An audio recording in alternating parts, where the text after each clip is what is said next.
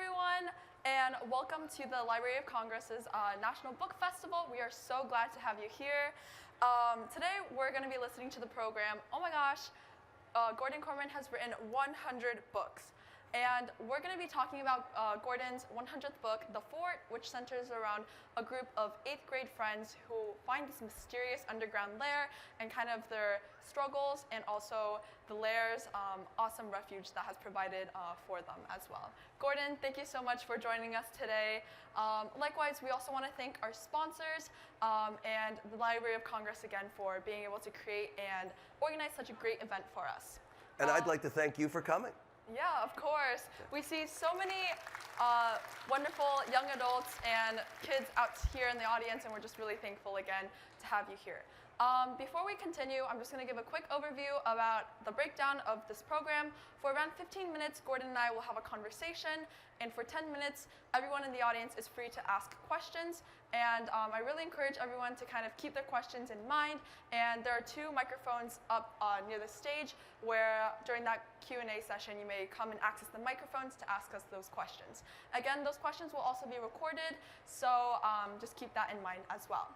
And yeah, so here we have The Fort, and that's mainly the book we'll be covering today, which is also Gordon's 100th book. Yeah, deserves a lot of applause. I can't believe that's so many books. And yeah, I guess I kind of want to launch into the conversation. So you've written 100 books, and each of them have all had a little different topic, a little different spin. Have you ever felt the need to kind of revisit something or just kind of look back on a specific event or character, I guess? Well, you know, I kind of have this feeling because there's so much rewriting involved when you're writing a book that at a certain point, after you've been over it again and again and again, you just have to sort of say it's done, you know. And for me, because my first book was written so long ago, you'll still run into like occasionally, I don't know, the kids are like freaking out, they can't figure something out, and today's readers will be like, dude, why don't they just Google it, you know, and because the book is from 1979 or sometime where you couldn't Google it. The only time I've really ever revisited a book totally was I wrote this book called Pop, which was about a kind of an oddball friendship between a high school football player and a retired NFL linebacker. And the linebacker was beginning to go through CTE, which is kind of like the brain damage thing from too many concussions. And the thing is, the book came out 2009. We didn't know that much about CTE in 2009. In fact, at the time, they thought it was kind of like a kind of Alzheimer's disease that football players kind of got young. And I kind of said to my editors, let me rewrite this book, not to change the story, but just to update the medical information, like just to sort of update it to what we now believe is true about CTE. So it's kind of rare for me to really go back and rewrite a book. Yeah, and I just realized I didn't really do a great introduction of Gordon with all of the different books he's written.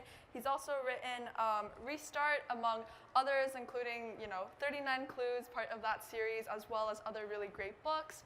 And I'm sure a lot of readers are probably familiar with some of those as well. But find that really interesting that you try to keep up with some more of the current events and some of the more current information out there.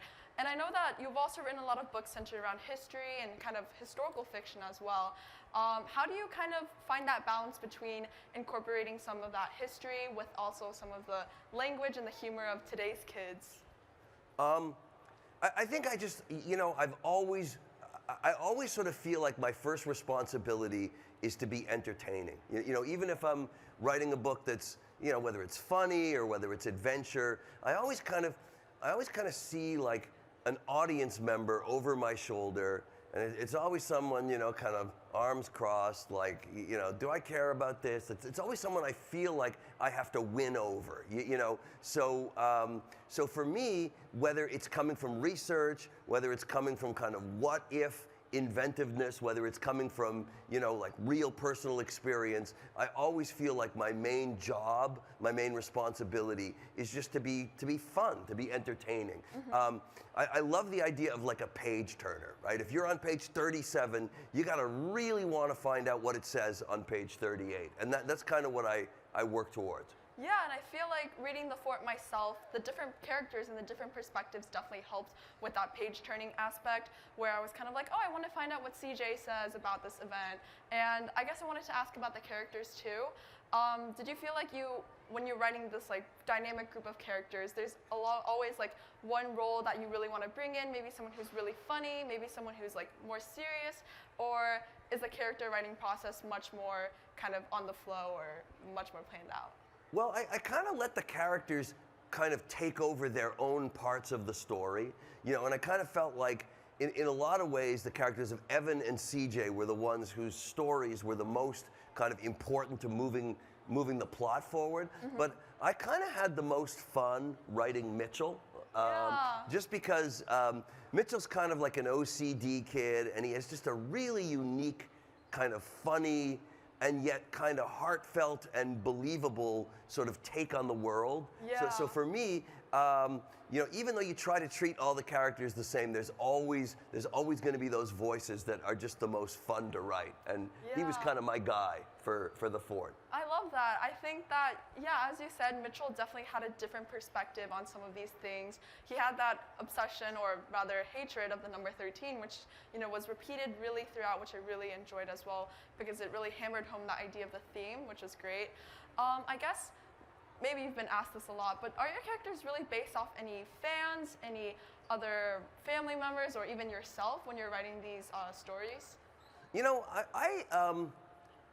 I'm kind of like a huge fan of the old school robbery movies, you know, like the heist films and, you know, Ocean's 11 and that kind of thing. And so you know how like in those movies, there's always like a team of guys or people, and they all have their own kind of unique skill that helps them in the robbery. I almost feel like your characters are that, right? They're almost like the team of people that you need to execute the plot and make it happen. So for the most part, my characters are not based on real people, although I do have like triskaidekaphobia. I am freaked out about the number 13. I don't know why. You know, if I'm doing something, I look at my watch and it's like 4:13. I will actually sit there and wait till 4:14 comes before I do it. But there are exceptions. Like I wrote a book called Slacker, and the main character of Slacker was kind of based on my oldest son, who is not a slacker exactly, but kind of like a video game addicted couch potato slacker. So every time I wrote about Cameron Boxer and his gamer friends, I always kind of pictured my son Jay with his Xbox Live headset, and he's kind of raging over this network. So sometimes it isn't even necessarily a kid, right? I wrote an old yet not quite forgotten book called No More Dead Dogs, and oh, well, thank you. But the main character of No More Dead Dogs is this kid, Wallace Wallace. And he is actually a middle school version of my dad. Like, my dad is sort of, it's normally good, to be honest. My father is so honest, he offends people. And Wallace is sort of set up that way, too. Yeah, I think that's really interesting to just kind of imagine what your parents were like maybe younger and writing a story about them. As a writer myself, I sometimes do that too, and it has some pretty interesting results. And I wanted to actually ask, I think personally I also felt like the fort itself physically was also such a character in a way too. And when you were writing the fort, honestly, like what was kind of running through your mind? What were you wanting to put in the fort that, you know, you think would honestly fit in the fort, but also attract a lot of different people of different ages? Got it. So the fort is actually about a bunch of kids who sort of stumble on an old abandoned bomb shelter from the Cold War, right? From the 70s and 80s, and they kind of adopt it as their kind of clubhouse and secret hiding place and fort. And I didn't really have to research the Cold War because I'm confessing about my age, but I remember I was probably about that age, you know, at that time. And like, we would hear a lot on the news about people with their personal bomb shelters and how tricked out they were, and like giant pictures of piles of canned goods that they were using as food, and they had to disappear underground for a couple of months. And I remember on TV, these people were always sort of depicted as wacky, but maybe not so wacky, right? Like maybe they know something the rest of us we don't. Yeah. But I think that what was really cool in the fort was the idea that you could play around with a sense of place as kind of like transformational, right? Here you got this group of friends, and they're really, really close. They're friends for a really long time, but they're not 100% honest with each other, right? There are sides of their lives and their personalities that they hold back. And the fort, the fact that they have this place that is 100% theirs, right? Nobody else knows about it. No adults, no other kids. The police don't know. The mayor has no idea. It really causes them to kind of open up to each other in a way that they never have before. Yeah, in a way, I feel like the fort is the glue kind of holding them together and bringing everyone with different perspectives together too. And I think I really loved also how you added some of your own like experiences growing up within that as well. I guess like another question I would have about the fort too is that how much do you think like young adults today, or even just kids today in the audience, might relate to that experience of coming together in a fort, or I guess like appeal to that in a way as well? I think there's some parts of being a kid that just don't change, right? It's obviously like, okay, I didn't have a smartphone when I was 12, there was no internet and all that kind of stuff. So obviously there are some things about the world today that are pretty different, but there are certain elements of being a kid, right? This is a place that's totally ours, or I'm on the outside looking in, right? Like, or something being unfair, right? If you're a teacher or a parent, like how many times a day do you hear the expression, that's not fair, that's unfair? And I think that these are things that you feel really, really powerfully. I mean, adults feel them too. I think kids feel them even more. Yeah. And I think that in that way, The Fort is a book that really taps into some of those kind of universal things about what it's like to be that age. Yeah, and I guess like bringing it back to that 100 book idea, I know you started writing when you were only in 7th grade, and I guess like all these books later, could you ever believe that you ever wrote like 100 books or anything else like that? Yeah, I don't know, like, I didn't think it was going to be that big a deal to write 100 books, because, I don't know, there's a lot of people in the book world who do a lot of series, and they do a lot of, like, kind of ghost writing for other series, and they reach 100 pretty easily, so I didn't think it was that big a deal. And it was honestly, I do a lot of school visits and meet my readers, and kids just kept saying, well, what book is this? And I'd say, well, that's my 94th book. And almost immediately it's like, what are you going to do for book 100? Is there going to be a celebration?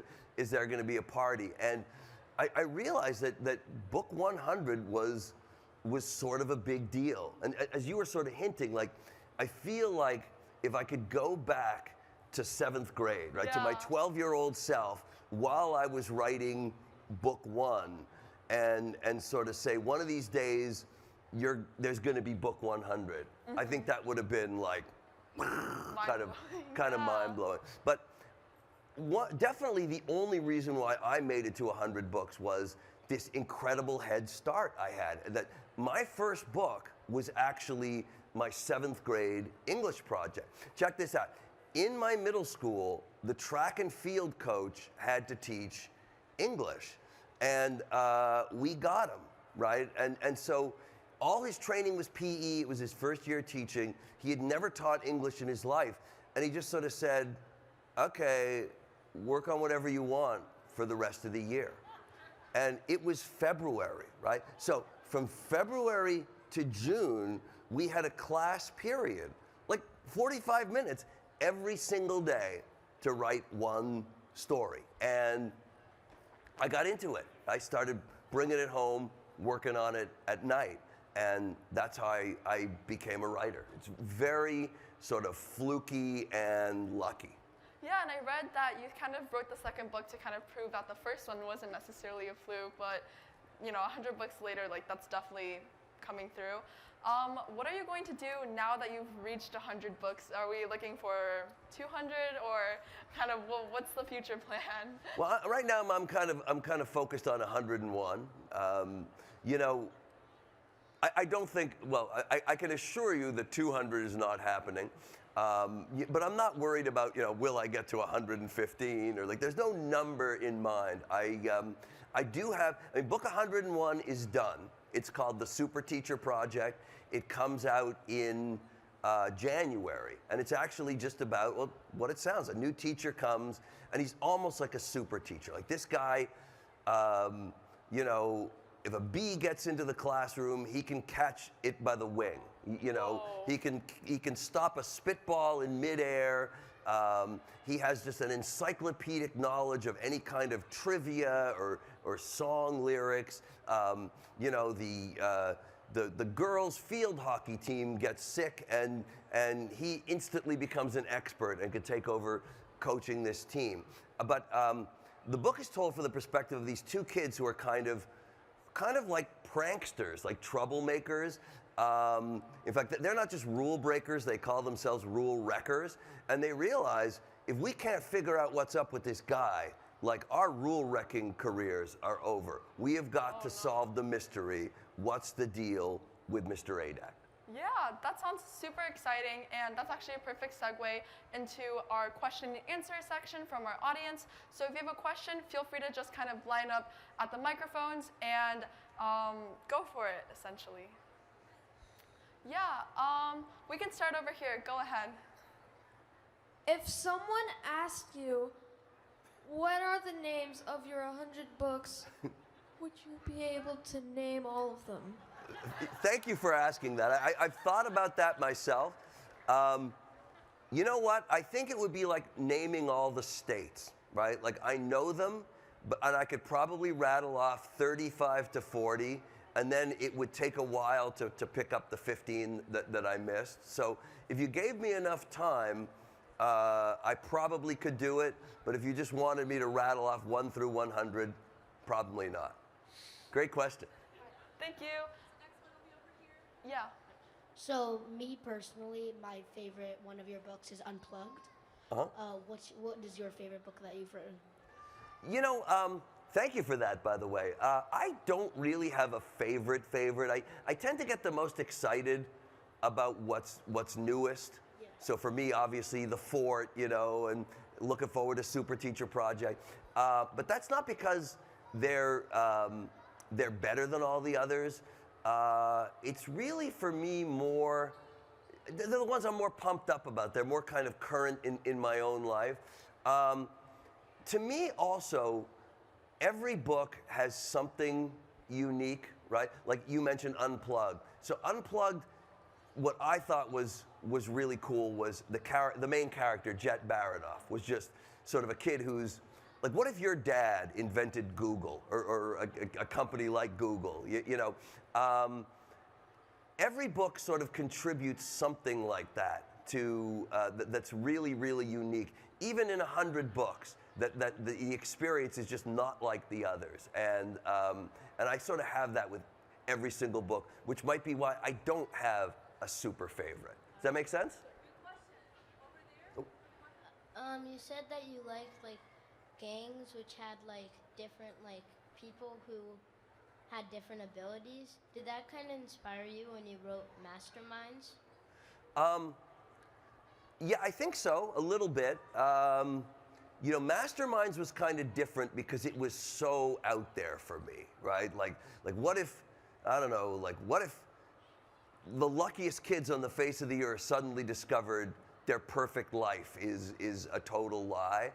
I probably started thinking that way the most when I wrote a book called Swindle that actually spun off into probably my longest series at this point.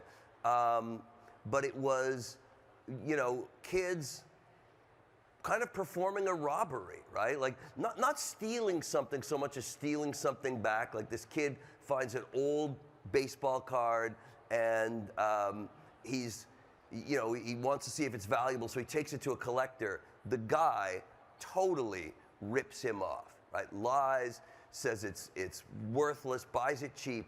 Turns out this is the second most valuable old baseball card ever, and the only way to get it back is to take it back. So I kind of put together a group of kids with these sort of special talents to get the card back. But yeah, I can sort of see how the Masterminds kids work in that sort of format too. Great question. Has there ever been a book that you've like written part of it and then something's happened in like the real world and you can't publish it? Oh, I always pray that does not happen. You always kind of keep your eye on current events or other books, right? You don't want like somebody to sort of come up with something right before your great idea that's sort of the same idea. It hasn't happened, but certainly things have happened that have forced me to pivot a little bit in terms of my story. But I've never had to throw the whole thing out. What gave you inspiration for the book Restart? Oh, for Restart. So it's not a true story. I have never suffered from amnesia. I did not fall off my roof when I was a kid. I was thinking about what makes us the kind of people we are, right? Like your personality, is it kind of hardwired into you, or is it just sort of, kind of shaped by the people you meet and the stuff that happens to you? And you know how on TV, the news, they're always saying like, oh, scientists in California are performing a study to learn whatever.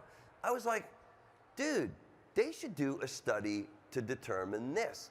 And I started thinking, just kind of for giggles, what would that study have to look like? And I kept coming back to amnesia, right? Like, if your memory is wiped clean, are you the same person you were before, or might you be someone totally different? And that's where I thought of the story of Chase Ambrose, this kid who is really kind of a big jerk. Like he's a bad bully who suffers an accident, loses his memory. Is he going to be the bully he used to be, or might he be somebody different? Is it ever possible to restart? Does that make sense? How did you have the stamina to write 100 books? How did I have the stamina? I mean, I really think it's because of the early start that I had. But I think it's also, I love telling stories, right? Like, I was one of those kids where at the Thanksgiving dinner table, somebody tells a great joke and everybody laughs, and I always admired that person. Even when I was too young to get the joke, I just loved the person who says the thing that everybody else reacts to. So one of the things that I do when I finish a book, the first thing I do is I open up a new document and type chapter 1, because I'm just constantly coming up with, I'm not rushing, but I'm always moving on to the next thing. I'm always trying to create stories. Yeah, we'll take one more question from this side. In the fort, what character can you most relate to? I guess that there aren't any of them that are based on me. I've really never had a character based on me. I almost feel like we see other people more clearly than we see ourselves. But I keep coming back to Mitchell because, I'm certainly not a diagnosed obsessive compulsive disorder kid, but I do have this little thing with the 13s, and I guess we all, inside our own heads, can be a little bit obsessive. So when I wrote Mitchell's viewpoint of the world, I definitely, he is more extreme than I am, but I certainly was basing it on the way my own mind can kind of get ahead of itself. So I'd have to pick him out of that whole group. Yeah, so sorry to everyone still in line for questions, but we're going to wrap up this program. Gordon will be available to sign your books at 2:30 at the book signing line number 1. Again, that's 2:30, book signing line number 1. Thank you so much for all listening to this program, and hope you have a great rest of your day. And thank you so much for coming. I am thrilled to see you all here.